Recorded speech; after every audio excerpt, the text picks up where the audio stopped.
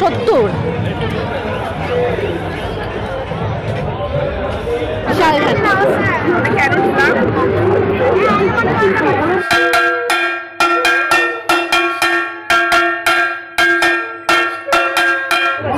গরম দাঁড়াতে হচ্ছে দাঁড়া। হ্যাপি নিউ ইয়ার বন্ধুরা, 2024 সাল শুরু হয়ে গেল। নতুন দিন, নতুন সকাল, নতুন বছর, সেই সাথে আমার ব্লগটাও নতুন। আশা করি তোমাদের সবার 2024 সাল খুব ভালো কাটবে, তোমরা সবাই খুব ভালো থাকবে, সুস্থ থাকবে, সেই কামনা করে আজকে ব্লগটা শুরু করছি। তো আজকে যে শুধু 1 জানুয়ারি সেই জন্য এই দিনটা আমার কাছে স্পেশাল তা না। আজকের দিনে আমার রাধা মাধব আমার ঘরে এসেছিল, মানে আজকের দিনে আমার রাধা মাধবকে প্রতিষ্ঠা করা হয়েছিল আমাদের ঘরে। ওই জন্য এই দিনটা আমার কাছে অনেক অনেক অনেক আনন্দের। আমার রাধা মাধবের আজকে 12 বছরের জন্মদিন। তো এই দিনটাকে আমরা আমাদের রাধা মাধবের জন্মদিন হিসেবে ধরি। তো সেই জন্য আর কি ওই রাধা মাধবকে একটু ভোগে পায়েস দেব। আমি তো অত কিছু করতে পারি না, ওই একটু মাঝে মধ্যে রাধা মাধবকে এটা ওটা একটু বানিয়ে দিই। তো আজকে রাধা মাধবের জন্য শুধু একটু পায়েস করা হবে। তো চলো পায়েসটা রান্না করতে করতে তোমাদের সাথে গল্প করছি। দেখতে দেখতে সময় যে কিভাবে চলে যায় সত্যি টের পাওয়া যায় না। দেখতে দেখতে 2023 সালও শেষ হয়ে গেল, 24 আসলো। আবার এই 24 শেষ হয়ে যাবে, 1 বছর পর 25 চলে আসবে। কিভাবে যে দিন চলে যায় মনে হয় যেন এই সেদিনকার ঘটনা। আমরা তখন স্কুলে পড়ি, 2000 সাল আসবে, সেই নিয়ে আমাদের মধ্যে কত এক্সাইটমেন্ট। তখন তো আর মোবাইল ছিল না, টিভি খুলে হা করে তাকিয়ে থাকতাম। সিনেমার নায়ক নায়িকারা নতুন বছর নিয়ে অনেক কিছু বলতো, সেগুলো শুনতে ভালো লাগতো। এখন যেগুলো আমরা মোবাইল খুললেই সবার মুখে শুনতে পাই, দেখতে পাই। 2000 সাল তো ছিল একটা শতাব্দীর শেষ, ওই নিয়ে আমাদের সবার মধ্যে একটা এক্সাইটমেন্ট ছিল যে সামনের 2001 থেকে নতুন কিছু শুরু হবে। সামনের শতাব্দীতে পৃথিবীতে নতুন নতুন অনেক কিছু আসবে, বিজ্ঞানের অনেক উন্নতি ঘটবে। আর সত্যি সত্যি তাই হয়েছে। অনেক পরিবর্তন হয়েছে পৃথিবীর, অনেক নতুন নতুন কিছু পৃথিবীতে এসছে। সেই সাথে দেখো এই নতুন শতাব্দীর 23টা বছর কেটেও গেল। 24-25 বছর আগে গ্রিটিংস কার্ড দিয়ে বান্ধবীদেরকে হ্যাপি নিউ ইয়ার উইশ করতাম। আবার অনেক সময় না সে সাদা কার্ডের মধ্যে ড্রয়িং করে হ্যাপি নিউ ইয়ার উইশ করতাম। লাস্টে তারপর স্কুলে গিয়ে ওই গ্রিটিংস কার্ডগুলোর হিসেব করতাম, কে কটা গ্রিটিংস কার্ড পেয়েছে। যে বেশি গ্রিটিংস কার্ড পেত আমরা ভাবতাম তাকে সবাই ভালোবাসে। তখন তো ছোট ছিলাম, তখন ভাবতাম যে ওকে সবাই ভালোবাসে, সেই জন্য ও অনেক গ্রিটিংস কার্ড পেয়েছে। এই আনন্দগুলো আর কোনো দিন ফিরে আসবে না। এই আনন্দগুলো এখন কেবলমাত্র গল্প কথা হয়ে থাকবে। এদিকে তো আমি রান্না বসিয়ে দিলাম, খিচুড়ি রান্না করছি। আজকে তো সোমবার, নিরামিষ রান্না হবে। তো ভাবছি একটু খিচুড়ি রান্না করব সবজি দিয়ে, আর এর সাথে পাঁপড় ভাজা করে নেব। ঠাকুরের জন্য তো পায়েসটা রান্না করে নিয়েছি, পায়েসটা ঠাকুরের কাছে পরে ভোগ দেব। আগে আমি দুপুরবেলা রান্নাটা করি, তারপরে ঠাকুর ঘরে যাব। 2023 সাল আমার সেরকম একটা ভালো কাটেনি। এমনিতে অন্যান্য বছরগুলো ওই ভালো মন্দ মিশিয়ে কেটে যায়, কিন্তু 2023 সালে না মানুষ সম্পর্কে আমার নতুন নতুন অনেক অভিজ্ঞতা হয়েছে। বিশেষ করে নভেম্বর আর ডিসেম্বর মাসটা আমার একদমই ভালো কাটেনি। মানে চেনা মানুষও অচেনা হয়ে গেছে। নভেম্বর ডিসেম্বর মাস দুটো একদমই বাজে কাটলো। শারীরিক মানসিকভাবে খুবই ডিস্টার্ব ছিলাম। আর শারীরিক মানসিকভাবে আমি যত বেশি ডিস্টার্ব থাকি তত বেশি যেন আমি আমার রাধা মাধবকে আঁকড়ে ধরি।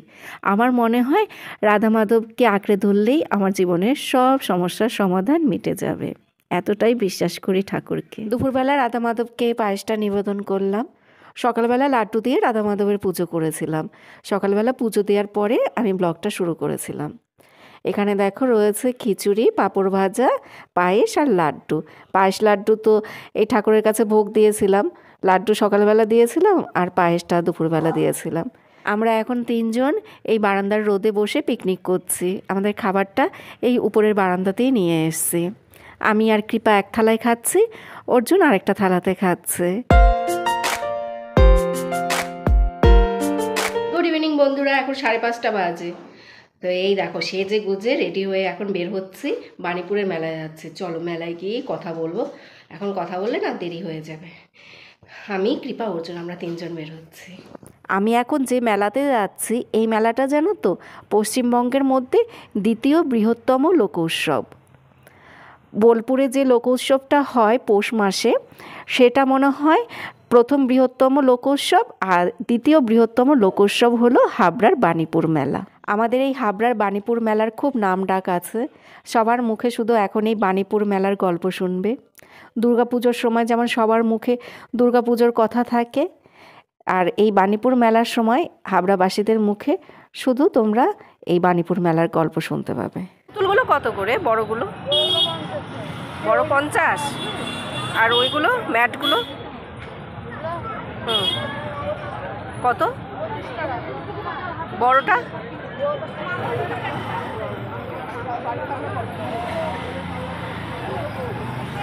এই ছোটগুলো কত পুতুল? হ্যাঁ, ছোটগুলো কটা নিয়ে গিয়ে সাজাবে।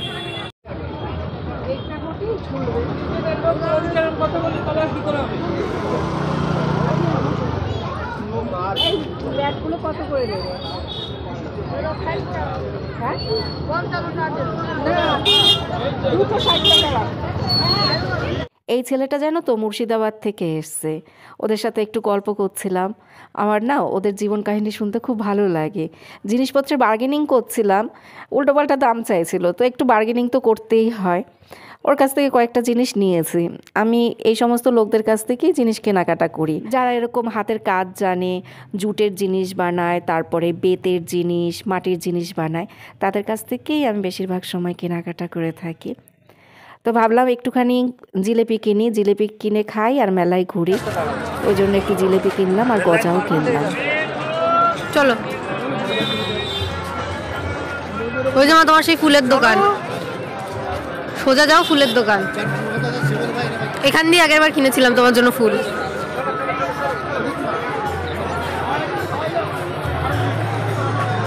দুপাশে তো প্রচুর দোকান, যারা নতুন সংসার শুরু করেছে তারা সমস্ত জিনিস এখানে পেয়ে যাবে। এখানে ফার্নিচার, ইলেকট্রনিক জিনিস সমস্ত কিছু রয়েছে। ওই পাশটাতে রয়েছে বেডশিট, শাড়ি, চাদর, সব কিছু রয়েছে। তো ব্রেসলেটের সাথে আটকে গেছে কি বাবা পিঠে। কৃপা ওর খাবার পেয়ে গেছে, ওর নিরামিষ খাবার পেয়ে গেছে। কৃপার ভীষণ মন খারাপ ছিল, মা নিরামিষ কোনো কিছুই পাওয়া যায় না, তো নিরামিষ খাবার পেয়ে গেছে। কৃপা যাই, ওখানটাতে যাই। এই অর্জুনের ব্রেসলেটের সাথে না আমার এই সোয়েটার আটকে গেছে। এটা হলো নিরামিষ স্পেশাল চাট ঘুগনি, পুরো নিরামিষ, পুরো দিন, দুটো দিন। বাবা সরে যা, আমি তো ভিডিও করার জন্য কাছে গিয়েছি। গরম নিরামিষ যে ঘুগনিটা খেয়েছিলাম ওটার দাম 15 টাকা করেছিল, দুটো ঘুগনি নিয়েছি। আর এখন খাবো রোলার পোস্টার আইসক্রিম। কি নাম, রোলার পোস্টার আইসক্রিম। এই আইসক্রিমটা জানো তো, এর আগেও আমার একবার খেতে ইচ্ছে করছিল, এর আগেও আমি মেলাতে দেখেছিলাম, তো সেই সময় আমার কোনো একটা কারণে খাওয়া হয়নি। আজকে ভাবলাম এই আইসক্রিমটা খাবো। আমার ছেলে মেয়েও বিশাল খুশি, আমিও খুব খুশি।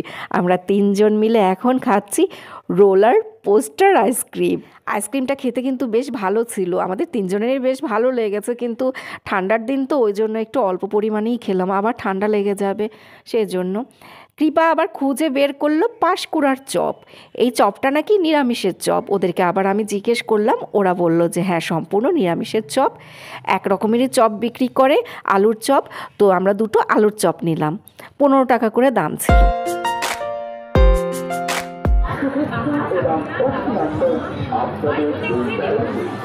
কেমন রে, ভালো? বাহ, মজাই মজা বলো। মেলায় ঢুকে পা দেওয়ার সাথে সাথেই নিরামিষের প্রচুর দোকান দেখতে পাচ্ছি।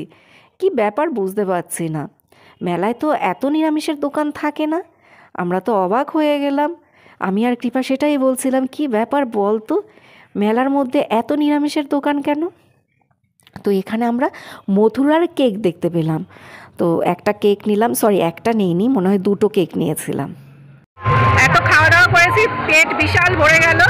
তো এখানে দেখলাম একটা নিরামিষের রেস্টুরেন্ট রয়েছে, ওখানে পনির বাটার মশলা, বেবি নান, ফ্রাইড রাইস সব কিছু আছে, কিন্তু আমাদের পেট ভরে গেছে, আমরা আর ওসব খেতে পারবো না। কিভাবে বলছি মা, এসব কি খাবে? মোহিতো, ওটা তো ঠান্ডা। কিংবা বলে মা ওইসব কিছু আর খেতে পারবো না, ওই যে ওটা হলো নিরামিষের দোকান। এবছর দেখছি প্রচুর নিরামিষের দোকান আছে। তো মেলা তো অনেক বড়, আমি এতটা ভিডিও করতে পারবো না, তো তোমাদেরকে এমনি একটু দূর থেকে ওই দেখিয়ে দিচ্ছি। এর পাশে আরও দুটো মেলা রয়েছে বড় বড়, বুঝেছো? তো ওদিকটা আর যেতে পারবো না, এই আজকে আমরা শুধু এই চত্বরটাই ঘুরবো, ওদিকে আর যাব না। খাওয়া দাওয়া কমপ্লিট, এবার কিছু কেনাকাটা করে তারপর বাড়িতে চলে যাব। তো এখন আমি আর ব্লগ করব না, যদি ভালো কোনো জিনিস আমার ভালো লাগে তাহলে ব্লগ করবো। ঝুড়িগুলো দেখতে খুব সুন্দর লাগছিল, একটা ছোট ঝুড়ি নেব, সেটারই দরদাম করছিলাম। সব থেকে যে ঝুড়িটা ছোট ছিল সেটার দাম 50 টাকা, তারপরে 60 টাকা দামের ছিল, 70 টাকা দামের ছিল, 100-150 টাকা দামেরও ছিল, সেগুলো অনেক বড় ঝুড়ি। এই মেলায় অনেক কিছু রয়েছে, আমরা তো হস্তশিল্পের মেলাটায় যাইনি, যেখানে প্রদর্শনী, তারপরে বিজ্ঞানের অনেক কিছু থাকে, মরণকূপ রয়েছে, এগুলো অনেক কিছু ছিল, ওসব দিকে আমরা যাইনি। আমরা এই অল্প কয়েকটা এপাশ থেকে দোকান ঘোরাঘুরি করলাম। তুমি আমার কত যে দেখা না দিলে বন্ধু কথা কয় না। আমার বিয়ে হয়েছে 20 বছর। 20 বছর ধরে আমি দেখছি যে দোকানটা যেখানে বসে সেই দোকানটা আজ অবধি ঠিক সেই জায়গাটাতেই বসে। মানে ব্যাগের দোকান 20 বছর আগে আমি যেখানে দেখেছি, এই 20 বছর ধরে ওই ব্যাগের দোকান আমি সেখানেই দেখছি। প্রত্যেকটা দোকান কিন্তু তাই। ওই যে দেখলে বাচ্চাদের যে ঢোলগুলো বিক্রি করা হচ্ছে, ওই ঢোলগুলো কিন্তু ঠিক ওই জায়গাটাতেই বসবে। এই 20 বছর ধরে আমি তাই দেখে যাচ্ছি। এখানে বাঁশের জিনিসপত্র বিক্রি করা হচ্ছে, বাঁশ দিয়ে বিভিন্ন রকমের জিনিসপত্র ওরা এখানে বসে বসেই বানাচ্ছিল। এখান থেকেও কয়েকটা জিনিস কিনলাম। আজকের ব্লগে হয়তো তোমাদেরকে ওই জিনিসগুলো আমি দেখাতে পারবো না, পরে আবার অন্য একটা ব্লগে তোমাদেরকে দেখিয়ে দেব মেলার থেকে কী কী জিনিসপত্র কিনেছি। যত রাত হচ্ছে তত লোক বাড়ছে, প্রচুর লোক মেলাতে। গুড মর্নিং বন্ধুরা, কালকে রাত 11:30টার সময় মেলা থেকে এসেছি। ওখান থেকে আসার পর তোমাদের সাথে আমার কথা হয়নি। ওখান থেকে আসার পরে ওর বাবার সাথে একটু কথা বললাম। ওর বাবা তো সেই সকালবেলা ঘুম থেকে উঠে চলে গেল, তো ওই পিকনিকের গল্প টল্প শুনছিলাম 10-15 মিনিট। ওর বাবার সাথে একটু কথা বলেছে, তারপর ওর বাবা শুয়ে পড়েছে, খুব ক্লান্ত ছিল, কারণ আগের দিন রাত জেগে থাকেনি, মানে দেরি করে শুয়েছে। আবার তাদের ঘুম থেকে উঠে নৈহাটির ওখানে পিকনিকে চলে গেছে গাড়ি চালিয়ে, আবার গাড়ি নিয়ে এসছে। তো ওর বাবা একটু ক্লান্ত মতো ছিল, তো সেই জন্য আর অত কথাবার্তা হয়নি। তাছাড়া ওর জন্য আসার সময় ভীষণ বায়না করছিল, কান্নাকাটি করছিল। ও একটা কি পোকেমন কার্ড কিনবে, বেশ অনেক দিন ধরেই বলছে। ওকে একটা আমি কিনেও দিয়েছি ছোট দেখে, বারাসাতে মেলা থেকে কিনে দিয়েছিলাম, এই মেলা থেকে কিনে দিইনি, বারাসাতে মেলা থেকে কিনে দিয়েছিলাম।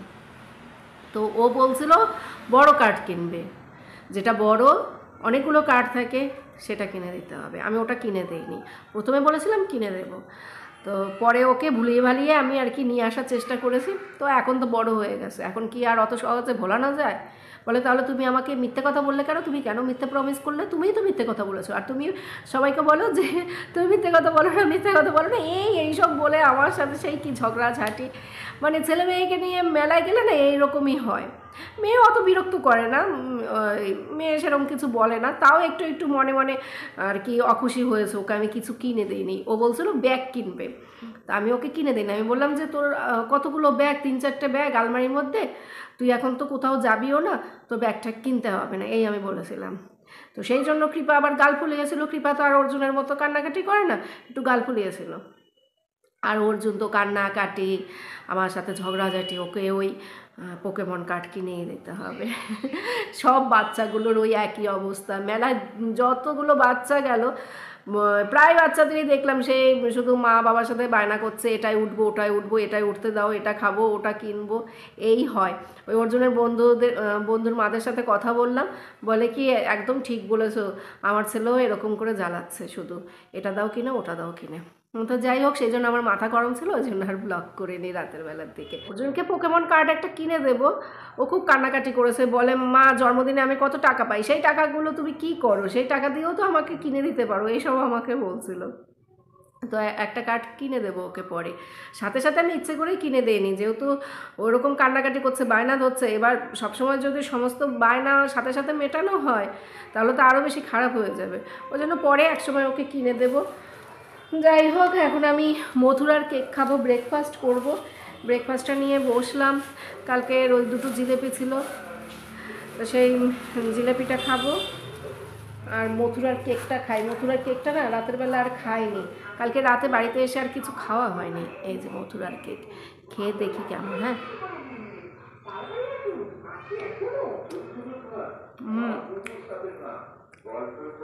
খারাপ না, খুব বেশি মিষ্টি না। কেকে এর থেকে না বেশি মিষ্টি দেওয়া থাকে।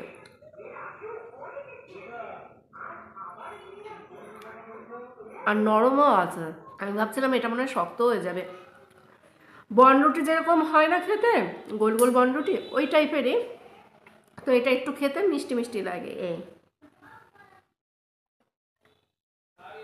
10 টাকা হিসেবে এটা খেতে খারাপ না। এবার তো মেলায় অনেক নিরামিষের দোকানে দেখলাম।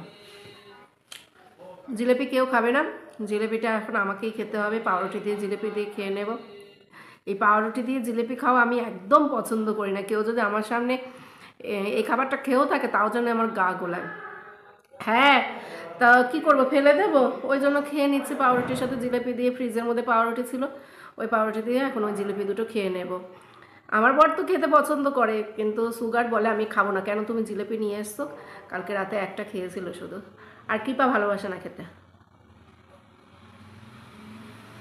ওই নিরামিষের দিনে একটা দুটো হয়তো খাবে, ওই আমার মতোই। নিরামিষের দিনে সেরকম খাওয়ার কিছু থাকে না, ওই জন্য একটা দুটো একটু মুখে দিই। ঠিক আছে বন্ধুরা, এখন ব্লগটা শেষ করি। তোমরা সবাই ভালো থেকো, সুস্থ থেকো, সাবধানে থেকো। টাটা। আবার আগামীকাল দেখা হবে কি।